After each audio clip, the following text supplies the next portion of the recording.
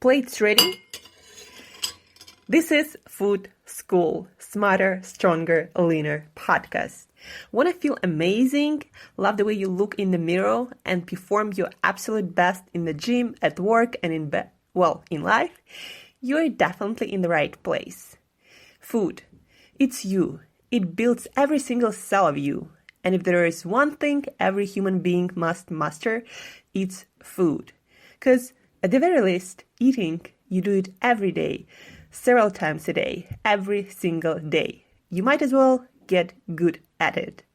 I'm your host, Shurina from Create Yourself That Today, your personal nutritionist and plate watcher, your diet guide and explorer, your fat loss coach and food inspector. And just someone with a lot of passion and obsession and curiosity for healthy food, healthy diets, nutrition, optimized human performance, everything and absolutely anything you put in your grocery shopping cart, your fridge, on your plate, and in your mouth. It's my business. Food School, on a mission to help you eat better daily. It's the last time I talk about food. It's the last time I talk about food. Hey guys, and welcome to another episode of Food School podcast and lesson number 10 of our Food School 2019 marathon. Today we will talk about a subject that I'm asked about often, and even though I'm not really a fan of macronutrients counting or counting your fats, carbohydrates, and proteins, and also calories and all of that, just because our body doesn't really eat carbohydrates, proteins, and fats. We eat whole foods, and those nutrients coming from one kind of food will have completely different effect when coming from some other kind of food. So plus, it makes life more complicated and eating more complicated, and who needs more complication, right? But I must admit that when you know how to count your macronutrients, when you know how to use properly macronutrient counting and changing those macronutrients to adjust your body composition without really changing the amount of food you eat or changing when you eat or your eating behavior, that can be another powerful tool in your toolkit of metabolic tools to use to change your body composition as you want.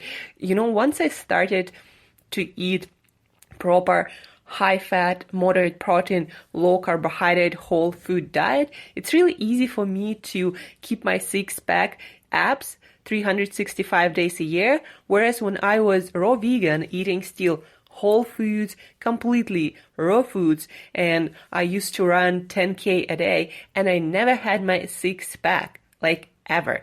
And that's the power of macronutrients, or different amounts of carbohydrates, proteins, and fats in your diet. But I only recommend to start any kind of macronutrient counting when you're already eating whole foods, unprocessed foods on a regular basis consistently. Guys, I do not recommend to eat some junky food, start eating what sometimes they call dirty keto or dirty low carb diet, basically eating whatever, but counting your macronutrients. That's not what I recommend. I recommend first switching to whole food diet, unprocessed food diets, eating consistently like that, and only that if you want to change your body composition. Macronutrient counting is specifically designed to change your body composition. It's not really, it actually can help with your metabolic health too, but more than anything, when you start counting your carbohydrates, protein, and fats, it's more advanced strategy, and most of you guys for life don't ever need that. But if you do want to change your body composition, if you want to see your six-pack easier, then counting your macronutrients might be the answer for you. And today I will give you a quick guide how to do it in a more simple and more intuitive way, so you don't end up counting each and every meal that you have. So first thing you want to do, if you decided to count your macronutrients, if you already have a great diet and you just want to change your body composition or maybe improve your metabolic health, as I said, or also it helps to control your appetite and your hunger better. And also helps with any issues. If you have any kind of diabetic kind of issues, or you have problems with your insulin, or there are a lot of different problems with metabolism that you might actually fix with changing the macronutrient composition of your diet. And when it comes to body composition or changing the amount of fat you carry, the amount of lean body mass you carry, it's not a surprise that, for example, when somebody is competing or getting ready to compete as a bodybuilder or a fitness model, they kind of have the similar diet of higher protein, lower carbohydrates, and recently ketogenic diet got a lot of attention. So higher fat, lower carbs, higher protein. And also it's been proven by many studies that for the majority of people, low carbohydrate diets work better for weight loss, for fat loss, and for weight maintenance, because people just eat less naturally and feel less hungry. Whereas people on a higher carbohydrate diet with the same kind of calorie deficit tend to feel hungrier, and nobody wants to feel hungry. I hate feeling hungry, and that's why I love low carb, high fat diet, because even though I seemingly eat less, I don't feel hungry. And that's why I love low carb, high fat diet so much. And that's why I also recommend people who fail on other kind of nutrition approaches, on maybe vegetarian or vegan approach, or eating more whole grains. That's why I recommend to those people who cannot do the diet, who fail all the time on that, to try a low carb, high fat diet, because again, for different people, different things work for life. So back to our macronutrient counting guide.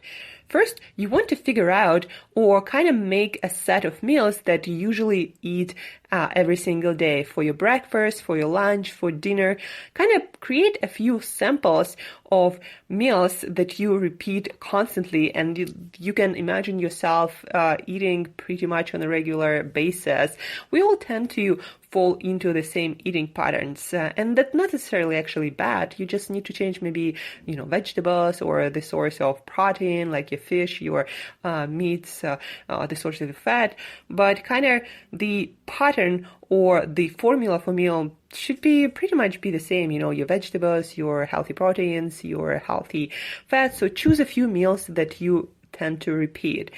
Break those meals into ingredients that you will count the macronutrients of. So for example, if for lunch I every day eat big salad, I eat that much fish or that much chicken, that much added fats, like maybe olive oil or maybe grass-fed butter or anything like that. Maybe I eat olives or nuts or maybe a piece of fruit. So I break it down into those ingredients, and if you don't want to do it super precisely, you can kind of evaluate the weight of those food. But I suggest first time at the beginning to weigh your food at food scales. Those are really cheap, so purchase one if you want to get into carbohydrate, into macronutrient counting. So weigh the ingredients of your meals as you have them. So maybe that will take a week or something to weigh all of your meals and all the ingredients. Well, weigh everything except for herbs, spices, and leafy greens, because those guys, the calories or macronutrients they provide, they provide a lot of value, vitamins and minerals, but when it comes to macronutrient counting, they do not make really difference. So everything except for herbs, spices, salt, of course, and then leafy greens. So your proteins, your fats, your, fruits and vegetables and everything. So weigh everything and look up at, either online or use some app like MyFitnessPal or others that allow you to put in the food, the amount of that food, and that will show you the macronutrient breakdown already. So you know your macronutrients. If you're using some apps, they will also show you the amount of calories you're getting from your meals. But as I said, it's not that important to know the calories. So you break down your meals into ingredients, you weigh those ingredients, you look up the amount of carbohydrates, fats, and proteins in them. Also from carbohydrates, always subtract fiber. So if you Google that food, or if in your app it shows a certain amount of carbohydrates for that food, like let's say for an apple, but then there is fiber, then subtract that fiber from carbohydrates, because your body not gonna get any significant calories, if any, from that food. So subtract fiber, then count your proteins, count your fats. On average, every gram of protein, every gram of carbohydrate has 4 calories, and every gram of fat has 9 calories. So if you want to do it by hand, multiply the amount of your carbohydrates by 4, your proteins by 4, and your fats by 9, and you're going to get calories. But again, you don't actually have to count calories. You can just know the number of grams of your carbohydrates, of your proteins, and your fats. And then from that, when you have your carbohydrates, proteins, and fats per different meals, you can start changing the amount of proteins and fats and carbohydrates in your food by changing the amount of that food in your meals. So for example, if you want to decrease your carbohydrates, start decreasing your starchy vegetables, for example, like potatoes, or starch from rice and grains. Those are high carbohydrate foods. Also fruits, of course, have a higher carbohydrate count. Then if you want to change your fats, look at different meats, because different meats and fish have different amount of fats. But specifically, it's better to look at added fats, like things like olive oil or fat, or maybe fat-rich foods like avocados or nuts and seeds. And maybe instead of avocado, if you're trying to cut fat, instead of whole thing, eat half of it. Maybe reduce your nuts amounts. If you want to decrease your protein, that's a rare an issue. Most of you guys will have to increase the amount of your protein. So again, try to increase the amount of that food. That's just as simple as that. So if you're eating, for example, for that meal, 200 grams of fish, start eating 400 grams of fish and add it into your plan and see how that affects your macronutrient ratio. But in general, if you want to try to build more muscles, if you want to get leaner, try to increase your proteins in normal amounts. Don't drink shakes, but in whole foods. So increase your protein, decrease your carbohydrate, and you might increase or decrease your fats depending where you are. You need your healthy fats. We are not going to thrive and feel amazing on low-fat diets. So eat your fats from whole foods. You might look at added fats if you're trying to change your body compositions, and play with those macronutrients. As I said, like if you're trying to build fitness model like physique, then probably you want to have pretty high amount of protein from whole foods. You want to have healthy fats from your whole foods and maybe eliminate or really cut added fats. And you want to reduce your carbohydrates, especially from starchy carbohydrates like grains, like potatoes, especially from fruits, from high sugar fruits. And you play with that. And then also, once you have your basic meals written down and figured out, then just when you want to eat something different, substitute the same kind of foods for different kinds of foods. So if you, for example, calculating the amounts of carbohydrates, macronutrients, and fats per maybe salad, fatty fish like salmon, and maybe an avocado, if you calculated your macros for that kind of meal, then next time when you have different foods available, you might substitute your salad for some non-starchy cooked vegetables and just try to substitute as close to that food as possible. So for example, if that salad was made of leafy greens, then maybe you get some cooked spinach. If you calculated amount of macros per, steamed broccoli, then maybe substitute it with steamed cauliflower or steamed Brussels sprouts. And then you might substitute your fish for different kinds of fish, for chicken or meat. Of course, the macronutrients will be a little bit different, but not that much different. And you might substitute your avocado for some nuts, and you'll pretty much stay in line. with what you calculated your macros for. Maybe a little bit more here, a little bit less there. But again, if you're substituting the foods with really similar kinds of food, there is not going to be much of a difference that you should really worry about. And yeah, so that's the way I use for myself. That's the method I use for myself and with a lot of my clients who want more advanced meal plan once they cover the basics and who want to usually adjust their body composition. But also it's great to try it if, again, different macronutrients, different foods don't work for you, or you have some problems with your metabolism, especially with your sugar metabolism, with your insulin metabolism, or you're just trying, or you have a weight loss plateau and you want to break through that. So changing macronutrients for a few days, for a couple of weeks might really help you to get through that plateau. So that's my simple guide how to start counting your macronutrients, why do it, and what's the best way, the simplest way to do it. So it's simple enough, but still precise enough, and it's flexible enough so you don't have to count your macros every single time. That's it for today, guys. Again, as I said, you might want to count your macronutrients if you want to change your body composition. In particular, if you don't just want to lose weight, but you want to reduce fat and you want to see muscle definition, you already have pretty good body composition with pretty low body fat percentage, and you just want to go further.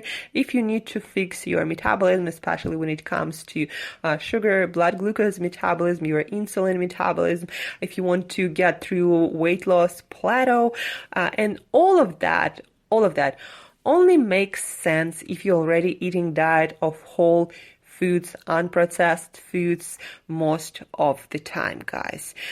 So this is for today, my simple macronutrient counting guide for you.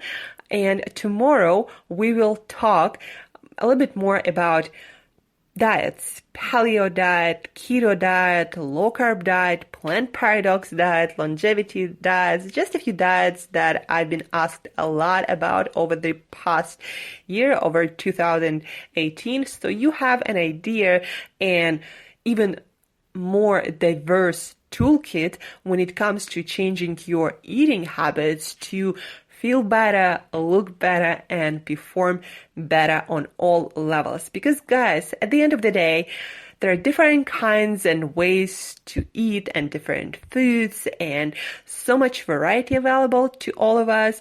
But it doesn't mean that variety, every single food works perfectly for you. So one of your life tasks is to figure out what shit works for you and what foods work the best for you, making you feel the most amazing, most energetic, most powerful, most capable you. And food can do that for you when applied in the right way. So a little bit more about diets tomorrow. And thank you for listening, guys. I love you all. Stay tuned tomorrow for our next lesson. And till next time, eat better daily.